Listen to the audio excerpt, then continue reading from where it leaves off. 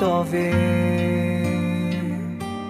גם בשעות החשוכות של הלילה תמיד יהיה כוכב קטן שיעיר לך את עצמך, את הדרך הביתה. תמיד זה הכי חשוך לפני הזריחה.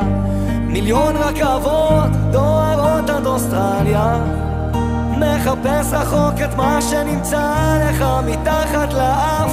כל מכשול זה מדליה, קם ונופל אבל בדרך שלך.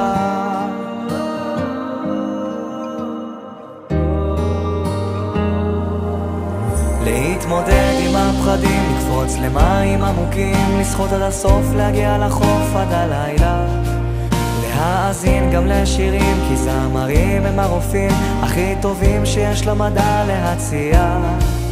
עוד יבואו ימים טובים, אני מבטיח.